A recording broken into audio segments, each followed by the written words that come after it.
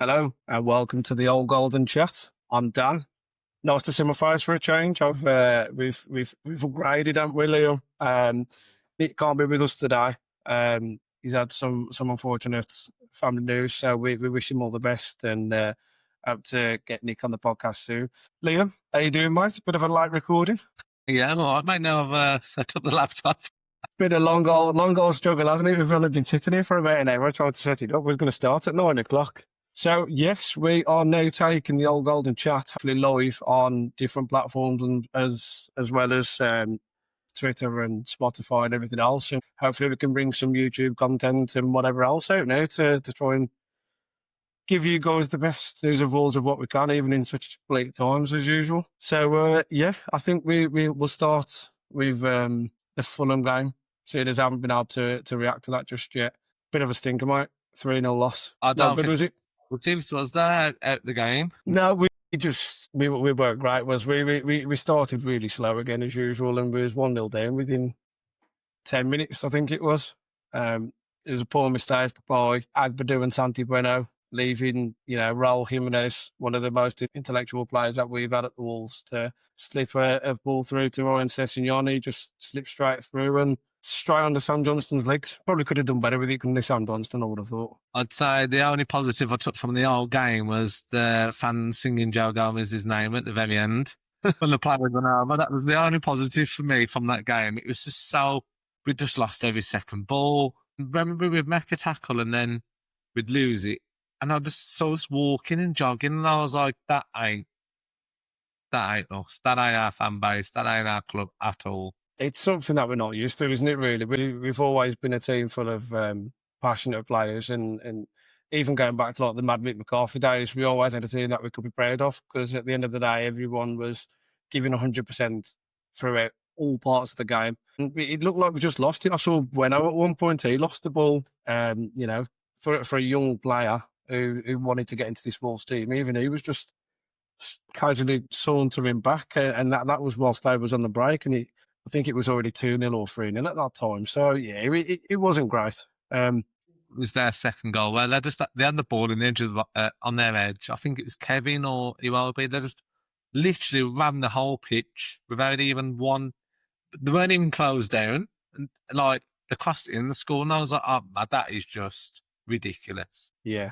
I think Kevin looks a baller, doesn't he, man? He's a very good player. He's someone who, in the future, I'm expecting to move on for big money. I think they signed him for like 45 million as well, which was big favour for them. Yeah, definitely.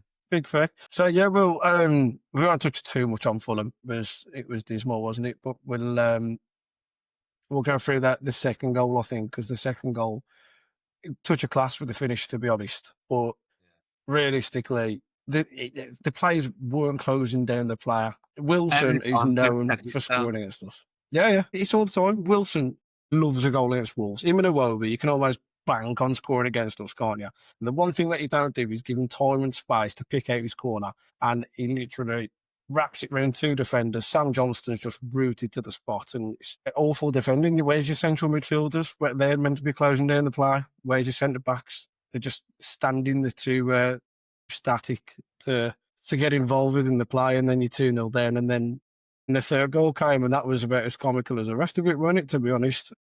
So yeah, the third goal, by the way, comical, absolutely comical. I think it was Ryan Sessegnon or Kevin, I can't remember which one it was down the left-hand side, just whipped the most simple of balls across the box. It's like what we've been crying out for all season. Get the ball in the danger zone, and you know that it can come off absolutely anybody and end up in the back of the net. And that's what it did. It came off Mosquera, came off Sam Johnston into the net. We looked a shambles that game. And it's so hard to sit here trying to review that game. The reason we're not going to go too far into depth with it is just purely because we did not have a single opportunity in that game. We didn't, did we? You haven't even, they haven't started their season yet either, and that we made them look like Barcelona back in the day. Yeah, that is it's not what you need, is it really? Not against Fulham. So yeah, we'll move on. Big Conor Cody making his appearance on the Old Golden Chat. We love to see it. Can you imagine? One day we'll get him in. So yes, Fulham review is done, and then obviously straight after Fulham. Well, sorry, straight after Fulham.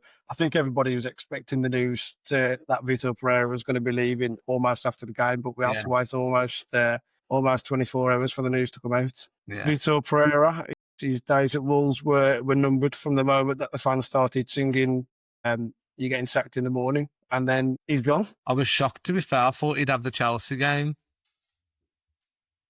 Even though he needed to go, it was just not working, was it? He was just, everything that he did last year, this year, he just the team, maybe it was the team, the transfers, it just didn't work, did it? No, I think Wolves went in really heavily with trying to make sure that Pereira was backed heavily for this season.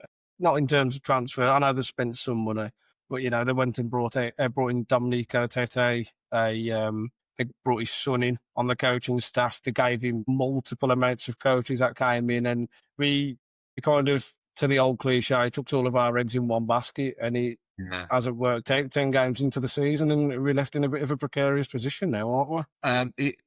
It was just one of them where, as soon as the Molineux crowd goes against the manager, it just has to change, because the home crowd are so vital. And I know, it was an away game, but you need that Molineux fortress if you're going to get out of this mess. It just had to happen. Yeah, I think it did. I think we as a group would obviously place our record to say thank you to Vitor for what he did last season. He did 6 a wins in great a row job, will always... Yeah, do you know what? 6 wins in a row will always be a highlight. Vitor getting down the Wetherspoons at Wolverhampton after the games and celebrating with the fans. To what he did his absolute best to make sure that he suited and fitted in well with the club. And credit to him for managing to build some form of relationship with our fans, especially with what they've been like over the last couple of years. But unfortunately, it's kind of like a poison chalice at the minute. And if you don't get any results, and if you have a slow start to the season, this is what's happening. This is what's happened 3 or 4 years on the bounce now. And that all stems, unfortunately, from the higher-ups at the top. Yeah, it does, yeah. And talking of the higher-ups at the top, how can they think that Gary O'Neill was going to solve this problem? That is just... I'm the positive of supporters. I've tried to be positive this year, but that tipped me over the edge, man. That was just... And that ain't me having any bad word over Gary O'Neill, because he gave everything when he was in the job. He managed to beat the Albion, which he needed to do. He just weren't good enough with that team, was he? But how, when he has Cunha and Nuri and Semedo and Sarabia, he had a better team and we was in the same position. Now, what would you be thinking that he was the man for the job? I just don't. That, for me, just shows you the lack of interest or idea of football that fellas can have. Yeah, it really does. I think we'll obviously talk about all the candidates for the Wolves job in a second. But again, if you're looking at Gary O'Neill previous to even be remotely linked with the club again, he didn't do a great job the first time. He did very similar to Pereira. Come the season before, had quality players, kept us up, did well. And then as soon as the pre-season came round, he wasn't backed apart from anyone. But Strand Larsen, I think, was probably his best signing. Again, we sold Neto that season and replaced him with Carlos Forbes. He probably deserves a shout out tonight, scoring at Barcelona in the Champions League, and he could have been 25 minutes for us. It'll just happen to Wolves, man. Honestly, when I saw it, I was like, I can just imagine him doing that. Do you know what? I can't wait for him to prove himself, come back to the Premier League with a sick team, and then just come and score an hat-trick against the Wolves, because it's going to happen. Yeah. And do you know what? Some fans were almost clamouring for him to come on the pitch at the best of times as well. So it'll be funny. Yeah, Vitor's gone. Like I say, thank you for the 6 wins in a row, Vitor. You did fantastic last season, and then unfortunately this season you've kind of shot yourself in the foot. I think before we do just move on, I think we have to obviously talk about the transfer window. This window just gone. You have to put yourself into the position of the board have obviously given him a budget. And don't get me wrong, they've absolutely broken everything about the club over the last few years.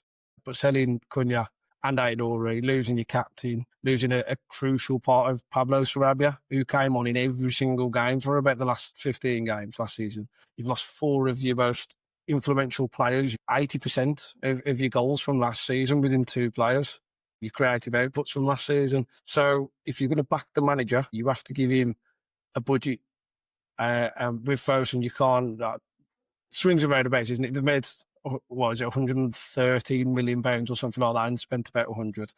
So you can argue that they've given money, they've given £100 million, and where Vitor's probably got it wrong is the players that he's brought in. I know, me and you've discussed it loads of times before, Yeah. but you cannot bring in every tall physical presence that you can see on your football index.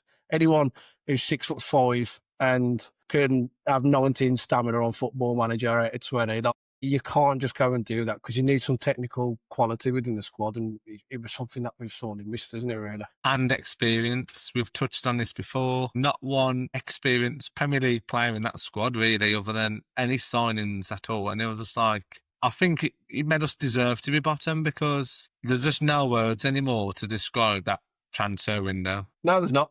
I mean, even going back to the last transfer window we had with Vitor, I know obviously Adeus was probably signing of the season last January. And for all the critics that he gets, Marshall Monetsi was technically not great, but he was a proper workhorse last season, and he picked us up some really valuable points in the race to stay up last season. So you could see the works with last season, and I think the problem that we have is when we look back to last season, prior to Vitor coming in, we had no physical presence. We were getting beaten in every single corner, and we needed to add some height and we needed to add some physical presence to our squad. He did it, and then he's done it in abundance. He's doubled down on it. He's gone through with it this season, and unfortunately, it's just when you do that and you don't bring any technical ability with it, like, it's quite easy to see where it's all going to go wrong. We've got two strikers over 6'4". If the balls aren't going to come into those strikers, what are you expecting them to do? They're not going to take a man out. They've not got that technical flair about them. They're not fast enough to get into the channels and run past defenders and come cut inside. They haven't got that about them. They're both, ironically, even though they're not English standard number 9s, aren't they? Your big physical presences who are just going to go and try and bully defenders. I'm sure we'll come on to him in a bit, won't we? Yeah, I totally agree. And, I think when you sign players like Fer Lopez and John Arias, we haven't even seen them once play together. Like, you sign these players, surely that you was thinking, well, these two are going to have to try and play together because you can't just play one and not the other. And we just haven't been able to get the best of them two individually all together. Rodrigo Gomez has been in the team. One player in that team was someone who was a shoe-in every week, other than obviously João Gomez in the middle, and not probably Andre. And that's why I think Vitor lost it, because he didn't know his 11, did he? And every week, we could never have guessed or predicted the team, because 1 minute Hoover would come in out of nowhere, the next minute like Chichu would start and Hoover would be dropped, and you wouldn't see him again for 3 weeks. And it was just like Wolf, that was a Vitor signing. How has he not started the season and been given games to play? Was that maybe the fourth choice of Vitor's, the options that he wanted? Because we went down the cheap option, because I think we did. Yeah, I think we did. And we were too inconsistent with his lineups. I wholeheartedly agree. When Vitor's made signings, you would expect him to play, and he just didn't. He didn't play the players that he signed. I think that also probably tells you. We obviously know that a lot of players rejected us in the summer. Juan Luis Sanchez is the young right back from Almeria who went to Atletico Madrid in the end. And I think when you've got fourth choice and fifth choice and sixth choice signings that you probably didn't want, it's very telling that when the manager starts the season with, well, all the pre-season with Keanu Hoover at right back and Hugo Bueno at left back, and then you've brought in a right back and a left back, and they can't get any minutes. Blue only played 30 minutes of football before he came over. Lopez wasn't trusted. It tells you everything you need to know. The manager is obviously at fault for being full throttle with the players that he signed, but at the same time, you have to be more savvy, especially with a board like what we've got, who don't want to give the managers anything. If that's the case, you have to be smart with your transfers. And a lot of these signings that we've made are risks. I've been on note before to say David Moller-Wolf, I loved him at RZ Alkmaar. I love watching RZ Alkmaar. But he hasn't set the world alight. John Arias absolutely tore up the Club World Cup. I haven't seen him do anything in a Wolf shirt. From what we was trying to see, or what we'd watched on YouTube, or bits of highlights from that World Cup, that player just hasn't came across. I mean, I work nights, so I'll watch pretty much most of the Club World Cup. and he was unbelievable for Fluminense. And the worst bit about it is the way that Fluminense plays is obviously completely different. But what do they have? They have a big number 9 up front. So it's not like he's going from having a big number 9 next to him at Fluminense, and then he's thinking, I've got smaller players at Wolves and I've got to be a bit more technically savvy with how we play. He hasn't. It was the same sort of structure, just different messages, different signals from the manager. Yeah. And it's another sign that hasn't worked. Another sign that hasn't worked. Have a little bit of fun. Shall we get the screen up and have a little look at Bet365 and see what managers are potentially out there? Bruno Lage today, I read. Oh God, Bruno Lage, Christ. Yeah. That just shows you the lack of football knowledge that the club have got. I'm sure that it was like a secretary that's moved up to one of the positions to start looking at like potential managers. And I was like, how can you go from looking at managers to just going back to previous managers like Gary O'Neill, Bruno Lage? Like, I was thinking, surely it's a joke. I know, right? Honestly, it's terrible. It is terrible. So yeah, this is the odds list from Bet365 for the potential future managers at Wolves. You've got Rob Edwards in at number 1 at the minute at 5-4. What do you think of that? Look, I love Rob Edwards. Absolutely love Rob Edwards, but he's doing so well at Borough. To be honest, I don't think it's the right manager for us. I know we've spoken prior to the podcast, but for me, defensively, he's doing everything right at Middlesbrough. But going forward, he lacks creativity sometimes, and that's something that a lot of the Middlesbrough fans have already pointed out, even though they're sitting not second or third in the league. It's something that he struggles with, his chances created. And that's the thing that we are notoriously struggling. Don't get me wrong, we're struggling defensively as well, but we really, really could do with a manager who's going to get goals, get some form of goal out of this team, make sure we bring our strikers into the game, and it's something that isn't happening at the minute. What do you think about him, Liam? I think for me, Rob Edwards would be the one where if we was to go down, which more than likely is a possibility this year, he's the one that you'd get in the Championship to galvanise the team again, get the fans back on board. And because when you get into the Championship, you need that positive change just to get everything going in the right direction. And he's got Luton out that division. He's doing well with Middlesbrough. That's when I'd have used Rob Edwards. I just don't know why Rob Edwards would think to come to this job, because if you don't win games, you ain't going to get that second season to get us back up anyway. No, you hard I agree. have a chance to get them back up if they're losing games. Yeah, I agree. I think if we were sitting here at the end of the season filming this podcast and we've just got relegated and we're looking for a new manager, we'd probably be top of my list to, get the man in who formerly a player, knows everywhere around the club. He was an under-23 manager for us. He was a caretaker manager at one point. I think he did quite well in his caretaker stage as well. But for me, at this current moment in time, he's probably not my number one target. I think your next move on to number 2 in the list, Erik ten Hag, my bald brother. What do you think of Erik ten Hag? He did well at Ajax. At Man United, it was hit and miss. He won the FA Cup, didn't he? By Leverkusen, he did terrible there. I don't know if he's been in a relegation battle. That could be positive or a negative, because one, he may not know how to get the best out of these type of players, but also he might bring a lot of positivity and new energy because he hasn't been in this situation before.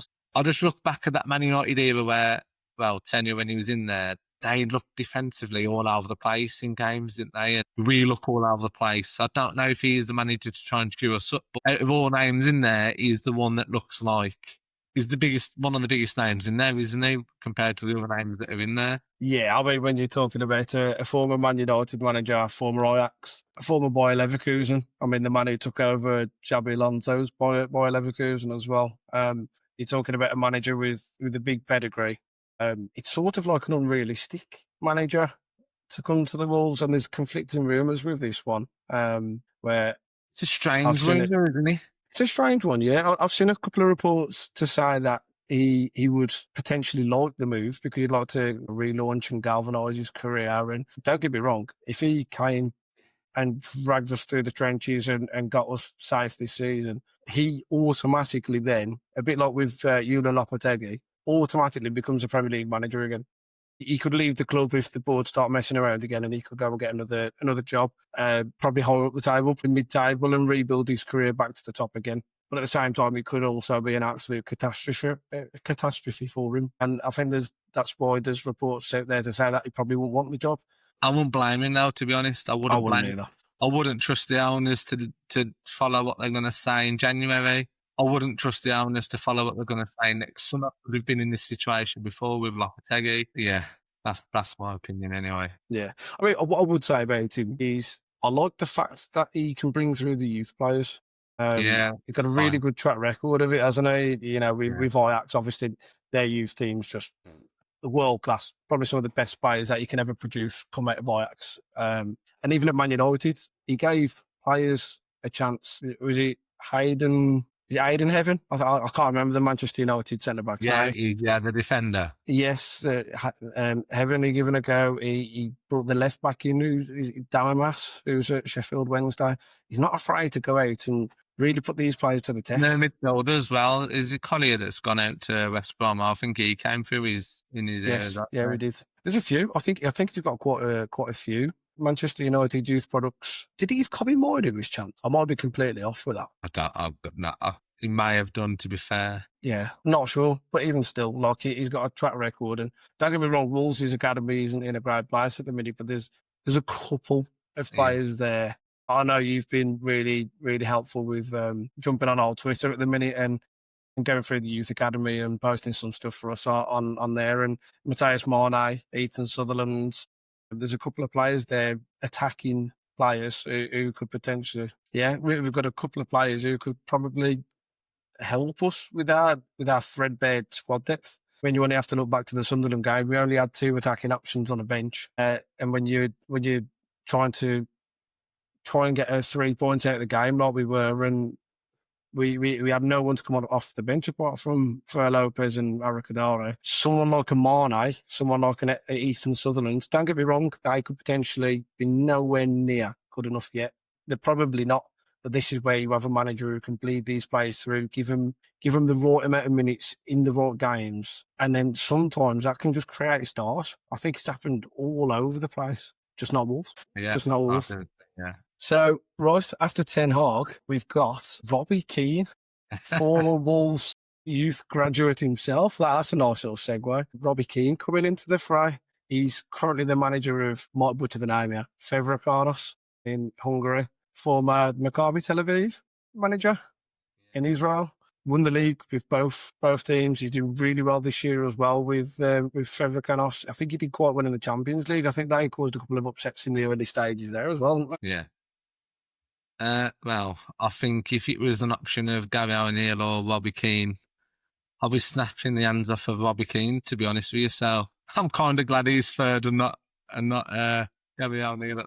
Yeah. Wholeheartedly agree. Obviously, we'll get on to Gary O'Neill in a little bit. He's currently sitting at 20-1, and the whole reason he's sitting at 20-1 was because Fosun went and approached him, held talks with him, and he decided that it probably wasn't the right time to return to the club.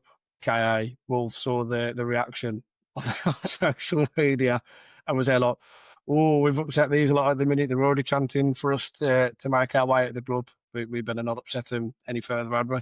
So, Gary O'Neill's potentially not one that will happen. But let's get back to Robbie Keane, because it's an intriguing one, that is. I think a few people will still be a bit heartbroken from when he rejected us and went to the Villa and then scored 2 at the Molineux back in the Mick McCarthy days. But he apparently has applied for the job. That's why he's on the shortlist. He's put himself out there to take over the job full time. And I don't think it's going to be everybody's first option. It's probably not my first option either. But he's a dark horse. He's going to be full of passion. He knows what the fans want. He loves the club. He knows it from his youth days. What would you think of Robbie Keane, Liam? Well, from a team that's struggling to create anything, if you get an attacking someone like Robbie Keane, surely he's going to know how he'd want his team to set up to create goals for the strikers, surely. So, and again, he's not one of them where he's just like, living off his footballing career to be a manager. He has gone out actually onto teams and actually done well. Like the team that he was in with Tel Aviv, like 2 big teams actually, where he's got pressure to try and get results. he's proven it in them countries, hasn't he? And look at Ange Postecoglou, he was in those type of countries, and he went to Celtic, and he was at Tottenham, so I think it's as one of well. them where you just don't know. You've got, it's one of them where it's just luck, isn't it? If he comes in, does well, you're like, oh, fair play. Yeah, If he doesn't, everyone would be like, oh, we had no experience. What was we getting him in for? It's just, I think as well. I think the Ange Postecoglou thing, what you said, he's probably correct there. Don't get me wrong. I don't want him at the Wolves. I think he just needs a break from England at the minute. But when you're talking about Ange when he came over, like, people will obviously mock him for the Spurs and the Forest and whatever has happened. But that first season at Spurs, when they just lost Harry Kane and they needed to really revitalise the way that they were playing football at the time, they'd lost their cult hero. They finished fifth, and they were exciting and they were good. Maybe if Robbie Keane came to Wolves and decided, you know what, we can't get any worse than what we already are. true. Let's just go and put ball to the sword and let's just go out there, attack. Make sure that we're defensively solid, but let's make sure that we can go out there and give teams a go. Because if we don't give teams a go, we ain't ever going to win football games. So that's potentially someone I agree with. Agree with you. Like, it's my first choice, dark horse contender. I'd probably put him in maybe the top 3. I don't mind a bit of Robbie Keane. Maybe that's just because I've always loved Robbie Keane as a footballer. So next on the list, Brendan Rodgers. Brendan Rodgers, what do you think, Liam? It's like every manager, there's just not, nothing's getting me at the moment to be like, yeah, I'll definitely win that one, Like Brendan Rodgers, he seems to like to play attractive football, doesn't he? And again, if he's going to come in and put a Krejci and Santi Brenner at centre half, maybe it could work. If he's coming in looking, and we've got to play Totti and Agbadu at the moment in them positions, I don't think we can be so open and playing it from the back the way he likes to play. But he's proven, hasn't he? He's done well in various jobs. He's not someone I say no to. He's someone that I would get behind. So obviously, like, you'd try and get behind all of them. I just don't think he needs to come to Wolves at the bottom of the league and prove anything, because he has done stuff as a manager, hasn't he? So that one for me is a strange one, to be honest. I think for me, I want this next manager, whoever we get. I think like Eric Ten Hag and Brendan Rodgers are kind of people that I do want, because they're not afraid to say how they really feel. Obviously, he's just left Celtic because of, falling out with the board. Fell out with the board and he's left. And granted, that's definitely going to happen at Wolves, but we know for a fact that in January they'll try and give someone like Brendan Rodgers a war chest to get us out of this mess, and then he can leave 6 months 6 months later if he wants. But I wonder a manager just come in and just look at the squad that he has. And I'm going to be brutally honest here, with players like your Hwang Chans, with your players like your Marshall Menezes, Bellegarde, the players who were like almost there, but they just haven't got enough quality.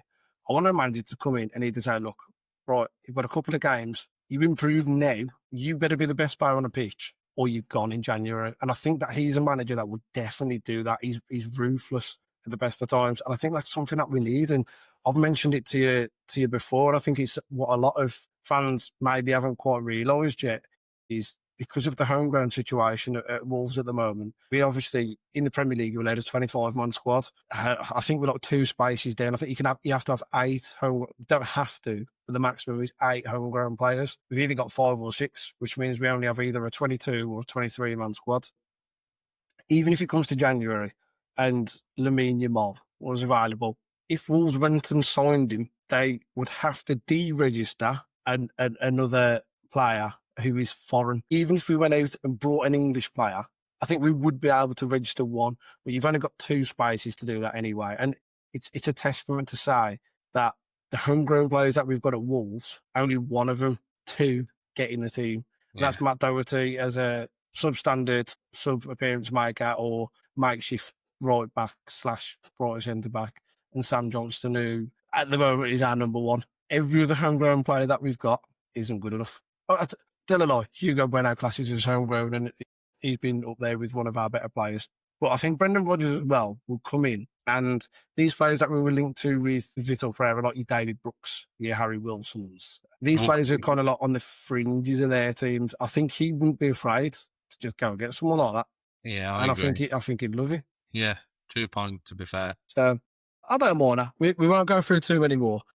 Obviously, Sergio Conceição, love him, but he's just gone to Saudi Arabia, so I can't imagine him coming. Is Bruno Lage Car- on there? Bruno Lage is on there. He is. Was he actually been on there? I don't believe he is. There was rumours, weren't there, earlier that he's the one they were looking at. And again, I don't get that. Why would you go back to a manager that you've sacked as relief? Again, I think he did as well in his time at Wolves, and that one season he was crying out for a striker, and he just didn't get it. No surprises there, is that he didn't get the striker that he wanted, and we've got bought Sasha and didn't win. I mean, Sasha got injured, and then as soon as we sat Bruno Lage, we went and got Diego Costa, didn't we?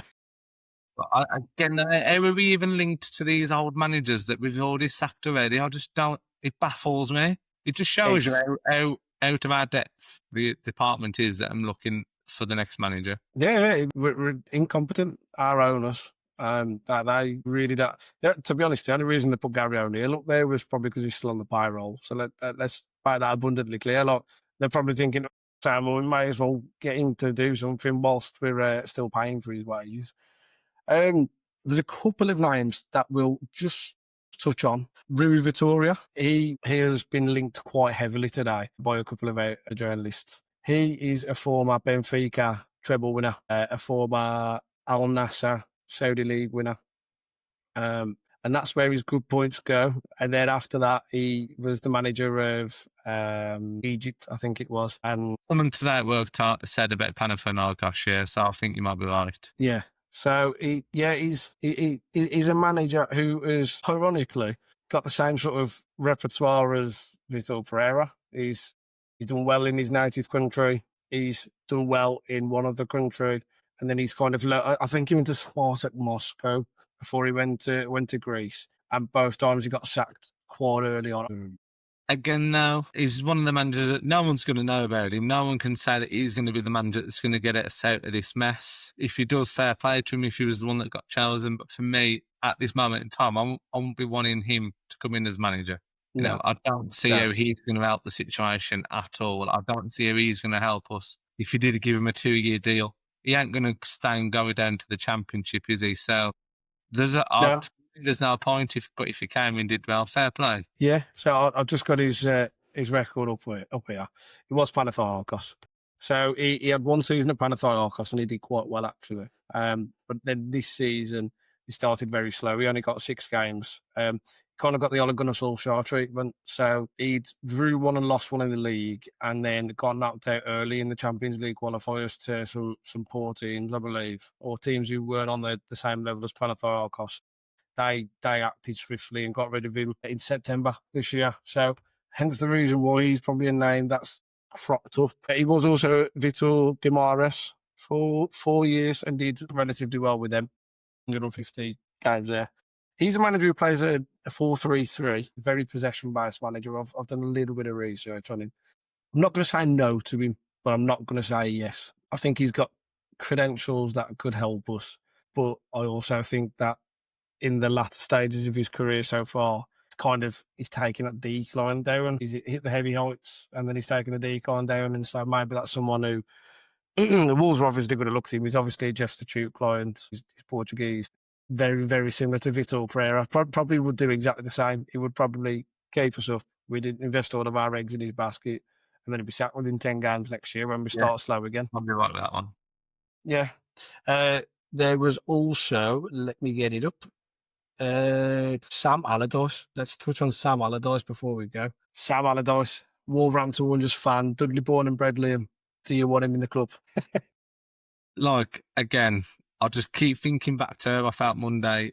Absolutely annoyed I was at the fact that I thought Gary O'Neill would be coming back. Again, not because of him, because of the owners. So if it was tomorrow, it was going to be Sam Allardyce. I think on Monday, I'd been relieved to know that he's going to be the manager next. Would I want him right now? I haven't got a... Like I said about all the managers, there's not one there that really sticks out for me. If he did come in, you look at Sam Allardyce, he loves the tall strikers. He's going to have 2 of them. My question would be, has he got the wingers to put the balls into the box? Now Rodrigo Gomez is injured, probably not.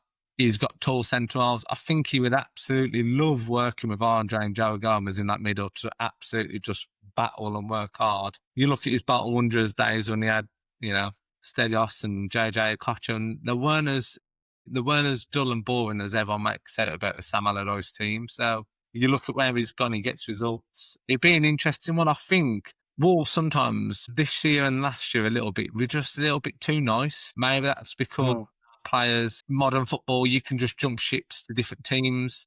Managers can jump to different teams. There's not that nastiness, that eagerness on the pitch to go and battle and win for your team that you're at because you're going to stay there for the next 2 or 3 years. So maybe he'd come in and stop all of that. I don't know. Maybe he'd come in January and he'd sign a bit more experience that we've been crying out for. I don't think it's a no. I'd probably say, yeah, if it was to be manager right now, I'd be like, come on then, let's get behind and let's go. Something different. But what about you? I can't.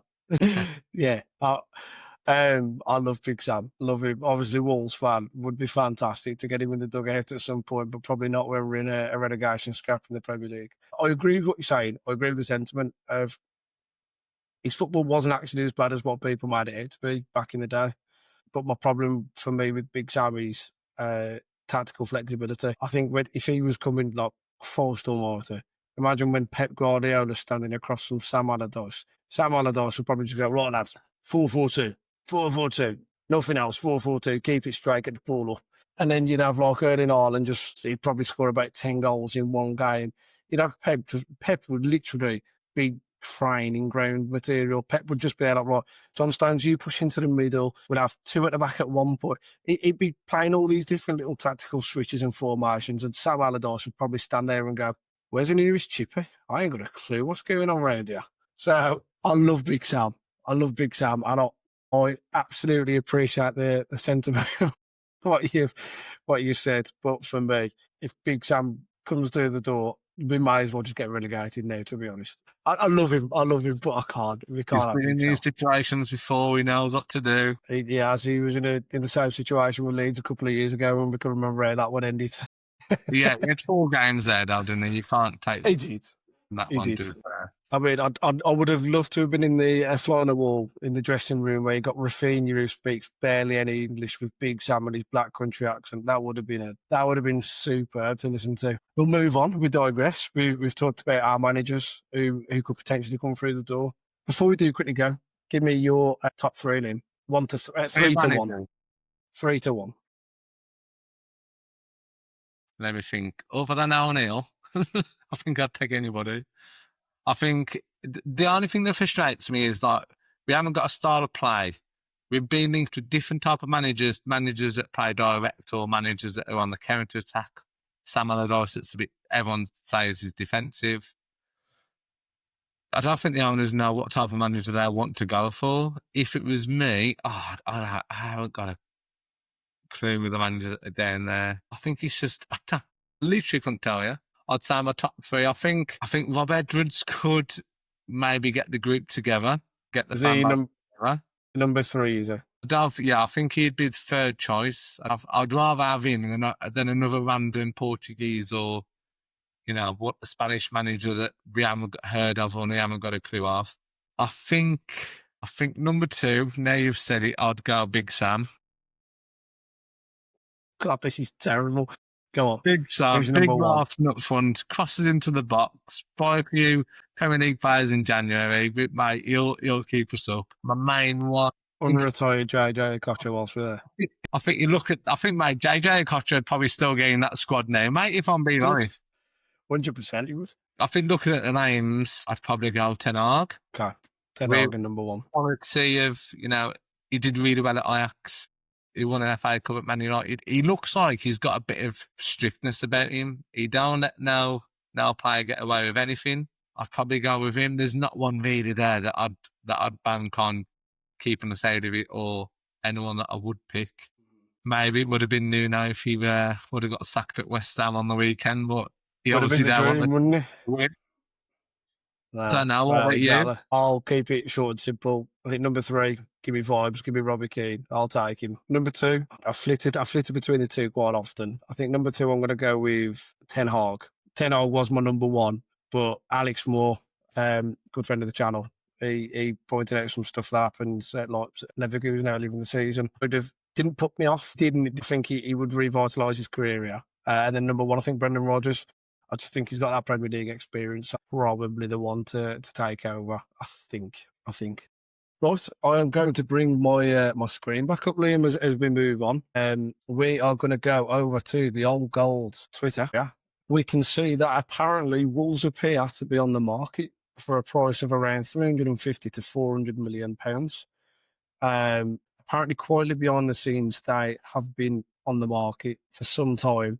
And Ferguson would, in quotations, love for someone to come along and take the club off their hands. This was from Matt Slater. This was on the Athletic podcast. About a month ago, there was Molyneux Musings tweeted out that Wolves were up for sale, but nothing really concrete ever came out of that. And obviously, Liam Keane from the Expression Star did buff those. And in all fairness, every single time that he's gone to the club, he's reported on it and said that behind the scenes, everybody's saying that Wolves are definitely not for sale. So we can't be for certain whether they are. This is obviously we find reports online and we put them out there for everyone to see. It comes into fruition. You obviously find out later in terms. Are Fosun up for sale, Liam? I think if you're looking at it at the moment, if they thought they was generally involved with Wolves at the moment, when they sacked Vitor Pereira, they would not be going for Gary O'Neill as an option. If he is still on the payroll, that is just another cheap option. So if you think O'Neill's up and O'Neill's going to keep you up, but you sacked him last year because you was in the same position, we're probably a better team. Well, yeah, it was a better team. They definitely are looking for a sale, I'd say. I don't think they're interested. I saw a rumour saying that they're more interested in keeping their esports and the music label side of things. Probably sounds about right, to be honest with you. I think they are looking to sell the club. I think so. I think the thing that makes me believe that they're probably on the lookout to sell the club, John Textor, the former Crystal Palace shareholder, Botafogo owner, Lyon owner, he's obviously in these multi-club deals. He put in a bid for Wolves. This was last week. Launched £150 million cash bids with £262 million in shares. That was swiftly rejected. Obviously, that would meet Fosun's apparent price. But with it being in shares, I don't think it's something that they would want. And as much as I want Fosun to leave the club, I firmly believe they're more of a hindrance now than what they are actually being at the club. John Textor, please don't get him anywhere near the club. He's got so much going on against him. He's got legal battles, all the stuff with Lyon and Crystal Palace, getting Lyon relegated. Lyon, one of the biggest clubs in France, getting them almost relegated because of the financial side and having to sell Palace, getting them in trouble. And lastly, don't get me anywhere near Nottingham Forest, because we know that he's got ties with Nottingham Forest with how many players moved from Botafogo. He's got a really good relationship with Evangelos Marinakis. God, don't get me anywhere near Forest, whatever you do. Yeah, John Textor, he put a bid in. It was public knowledge, although Wolves swiftly rejected it. I think that would have been to do with the cash and then the shareholder kind of bid that went in for him, for the club, sorry. I think if Fosun got the money up front, or not up front, we don't know how businesses work, we're not financial advisors, but I think if Wolves got more money up front as in a cash value rather than shares, I think they would probably bite the bullet and then accept. We obviously know that they've, for many years, been looking for minority investment, more shareholders to deal with the corporate side of the club and the grounds. But they don't want to be there anymore, do they? So the thing for Wolves would be for them to just sell the club. But if you look in the Championship, there's so many teams in that Championship that want the owners to change, and they're not getting new owners. So it's not as if they can just like that change owners, is it? So that's the scary thing for me. I just don't want them to just pull out altogether where we just have nothing. So I'm hoping that they try and keep our interests a little bit and just think, you know what, let's just sell straight away. If they are trying to keep some of our labels, I think that's when it's going to be difficult for them to sell us. Yeah, I think that the club depreciates in value of about 150 million if we get relegated. I could see a world where they want to get rid of us quickly, and because if we do get relegated, £500 million, which being tooted, him getting half of it back, and then in the long term, look, as much as we can slag Fosun off, and we can say what we want about the club, they've been here for a long time now. They have invested a lot of money in different areas of the club. More in the first years that they came, they invested in the youth recruitment, the academy, the women's side. Obviously, as of late, that's all gone. But at the start, they did, and there is money that was put into the club, and they would want some investment on that, and that's the reason why the club is probably valued at what it is. Maybe it's not worth it at the minute, but the businessmen, at the end of the day, they're a big business, and they would not want to lose money at all. So my final take on it is Wolves are probably up for sale for me. Yeah, I agree. Whether we see a change, I don't think we will anytime soon. No. So now the fun part, Liam. We have had quite a few questions coming.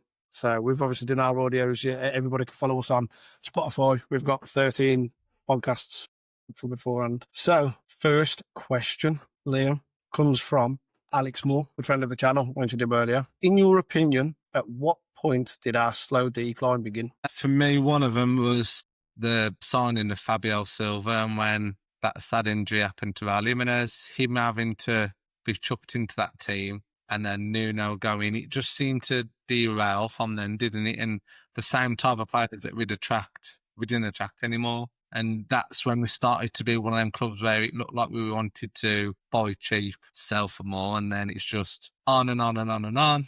And then we end up in this situation here where players are turning us down now, because how many careers have we just, I wouldn't say wasted, but we put them on a standstill, didn't we? And like you say, the last 2 or 3 years now, I think a proper relegation mess that we're in now was just on the cards for 2 or 3 years now, and we've just been lucky that we've had that 1 or 2 world-class players, Neto and then Cunha, just to keep us our head above water, but we haven't got that now. Yeah. Oh, absolutely. I think for me, it was ever since COVID. I think someone actually replied to Alex on Twitter. Yes, they did. It was Chris Jordan. Shout out to Chris Jordan. He said 5 years ago when we sold Jota and Doherty during COVID, Bruno Lage gave us hope again in 21-22, but January they told him to shut off when he wanted any more players. So yeah, I agree with that sentiment, to be honest. I think probably COVID time killed us. Obviously we lost a lot of money. Raul got the injury, no fans in stadiums. At the end of the day, Fosun are our owners, business savvy owners, and at the end of the day, they didn't want to invest anymore from what they were losing in COVID. Then we lost our manager. Position started going down, and then you were selling your best players. You can't sell all these players every year and then get away with it. Yeah. So, next question is from Callum Lee. Who is your personal top pick for the manager's job, and who do you think the club will actually go for? Obviously, we know your top pick for the club was Ten Hag, but who do you actually think they'll go for, Liam? Well, I think that's a fun one to answer. Well, when you mentioned Brendan Rodgers, I totally forgot about that one, to be honest. So I think he'd probably be in their second choice.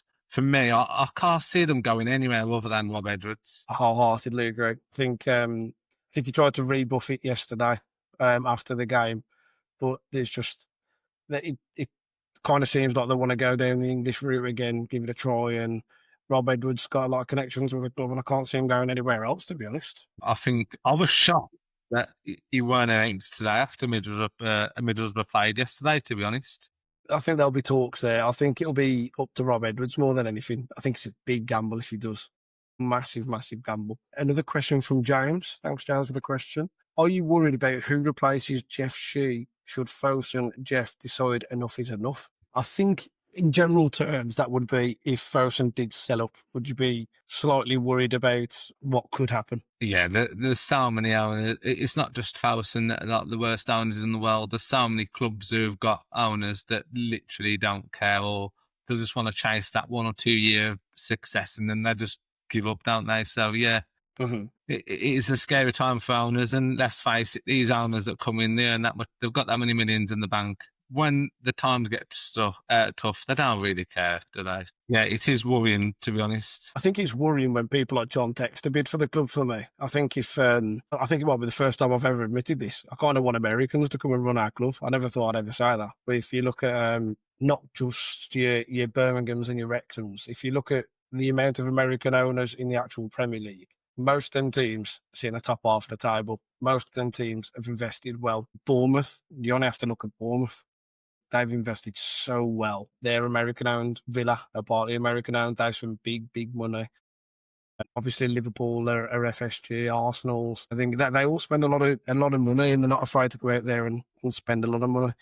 But at the same time, I think I probably would be worried. Not because I want Fosun to stay. I couldn't care couldn't care any less about Fosun. I want them gone. But it doesn't. I'm still nervy for who would take over the club, to be honest, because like I say, it's a risk. You could go out and get the Bournemouth owner. You could go out and get more Ashley. You never know which way it's going to turn up. Another question from Nathan Russell, another friend of the channel. Cheers, Nath, and same for James as well. Nathan has asked, with relegation looming, is it more likely that Fosun hold on to the club to avoid selling at a cut price, or do you think they want out now? I think they'd sell straight. If they had a bid tomorrow, I think they'd sell. I think so. I think I look at the way that we are now as a club, and they don't want to invest any more money in it now. I think they'll probably want to get shot and gone. But I think that the money just depreciates if they go down. I think you lose 150 million quid, and Fosun ain't going to want to lose that kind of money. I think they're one out now. I think the only way that they would consider staying if we went down, if we went down and they haven't sold the club before we go down, they will not sell whilst we're in the Championship. My reason for that is I think they will go big for one season, the trust of some of the fans. I think they'll go big and make sure that they got back into the Premier League before they try to sell it. I don't think they would sell it in the Championship. They wouldn't lose that kind of money for me. Yeah. Not for me. Couple more questions. I've got to just jump over to Facebook. Luke Crockett, we've already answered this one, to be fair. Would you like Brendan Rodgers in charge of Wolves? Like you say, if he was to come in tomorrow, I wouldn't be disappointed and say, no, I'd get behind him. I think he's got experience, hasn't he? My only question would be, can I trust some of those defenders and players to be that confident at the Molineux to play the type of football that he wants to play? That'd be my only concern. But again, you'd have to take him at this position. If Brendan Rodgers can come in at this position and he'd want the job, no one's going to, I think, we're going to be like, no, don't get him in. I think he's probably one of the top replacements for me. I'd definitely take him, definitely. Might be a bit familiar to you, Liam. We've got Luke Cooper.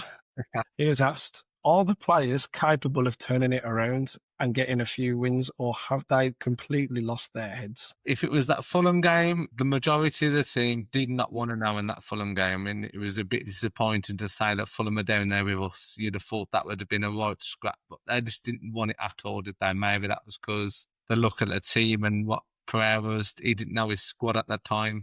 I don't know.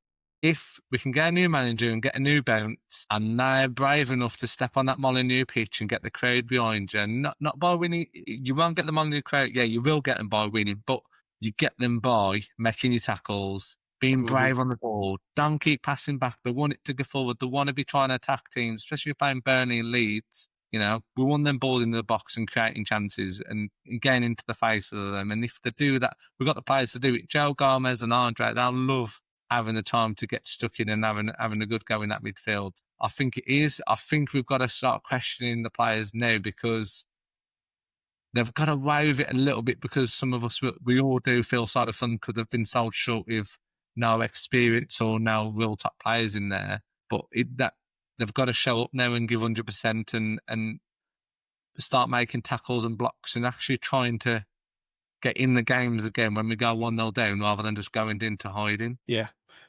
Look, for me, I'll keep it quite short for this answer.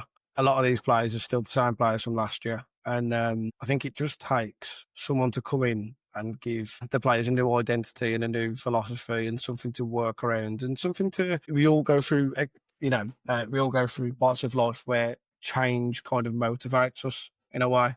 I think that's probably what the Wolves players need at the minute. They need a bit of a kick in the backside. It's become a bit stale, a bit stagnant under Vitor. And sometimes Vitor was perfect for it last season when he said, when he very first came, we said, look, we've got quality players here. They just mentally, they need stimulating. And they do. I think they could. I think there is enough quality there. I think we still have some players who are better than certain teams in the league. I think there's definitely a few teams that would finish below us.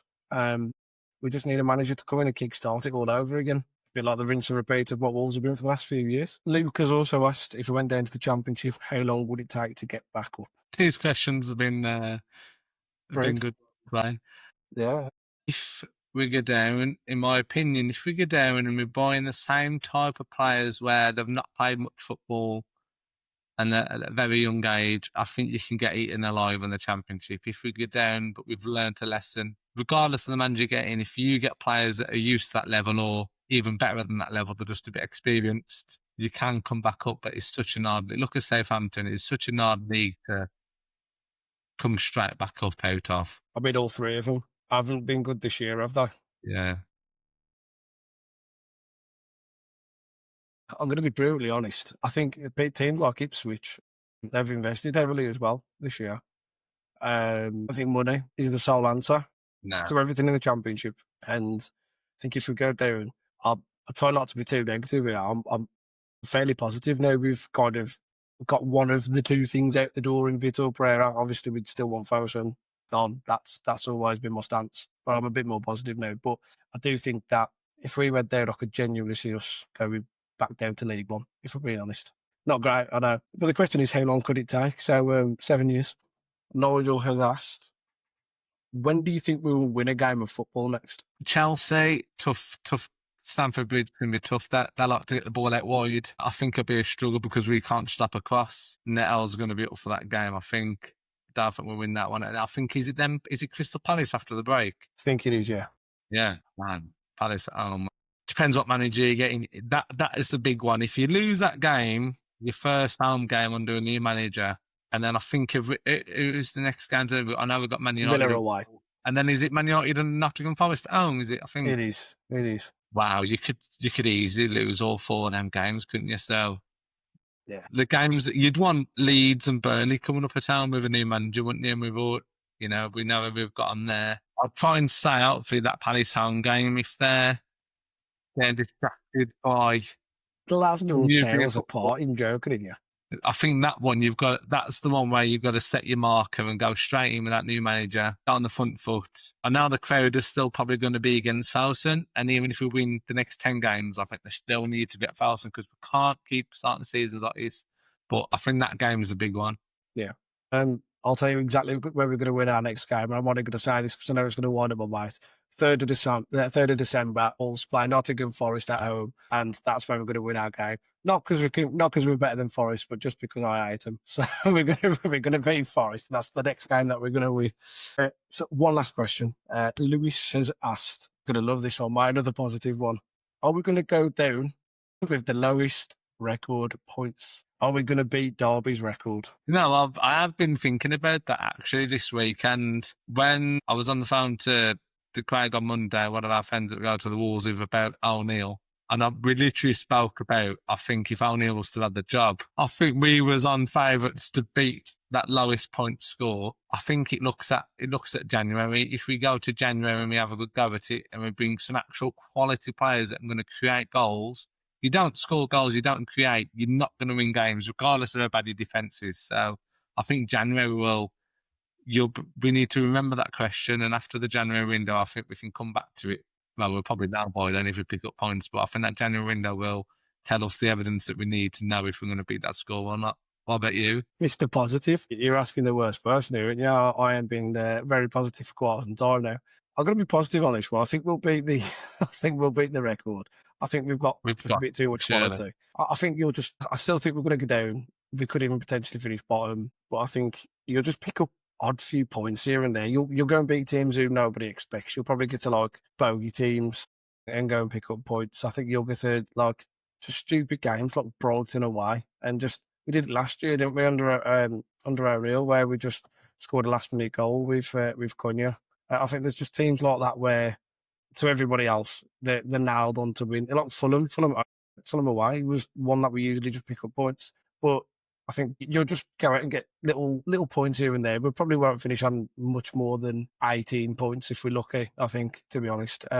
Again, dependent on the January transfer situation. Imagine the Molyneux will be like if we haven't got nowhere near that points total. Right. Don't even want to think about that. So hopefully we don't even have to go there, because that will be, there'll be no words that can describe how toxic that ground will be if we do not get near that point. I know. Believe me, I think it's underestimated how important this manager is. Because Wolves fans will turn quick. If this appointment is wrong, Fosun are still going to be getting crap next time we get to the ground. I think they'll still be getting it in the neck. But this appointment, whoever it is, has got to pick up points quick. And he's not got, we've just mentioned it, he's not got an easy fixture list. I think, honestly, genuinely, if you don't win any of your, I think you have to be picking up at least 6 to 7 points at your next 5 games. That at Villa away, you might be able to snatch something just because it's a derby. Crystal Palace is at home. You have to try and snatch points there. Man United's at home. I know obviously they're picking up a little bit of form now, but you have to go and get at least, for me, 6 or 7 points in the next 5 games to be anywhere near the fans being able to get behind a manager. I've enjoyed that, Liam. I've had a good rant. I feel like I got it off my chest. You enjoyed that, mate? I think we needed that one today. I think so. After the break. I think so. But I just want to say a big thank you to everyone for the love and support and the questions for today. It's much appreciated. This is our very first video podcast. It will still be going out on Spotify, but I'm now, hopefully, moving over to YouTube as well. As I say, we hope all the best for Nick. We send our love to him, and Yeah, can't definitely. wait to get him back on with us. And this is something that we're going to try and do weekly now. I think the video podcasts are something that me and you are interested in. We'd love people to come on if you want to say, and you want to come and have a little rant with us about the situation of the club, or if you want to come on and tell us that we talk absolute gibberish and Wolves are going to be fine and we're going to win the league in a couple of years' time. We want to hear it off you. We want you to get involved. We want to engage. We really hope you've enjoyed it. I'm Dan, the old golden chat. I'm Dan Hume 96X. Get onto our Facebooks. Liam, thank you so much for all your help over the last week and jumping on today. It's been a pleasure. So again, just a massive thank you from everyone here. If you do enjoy the content, please like, subscribe to our YouTube channel now as well. We'll be trying to pump out some more content on there for you, everything Wolves related. Thank you so much. Love and respect to all of you. Thank you again, Liam. Thank you. Thank you very much.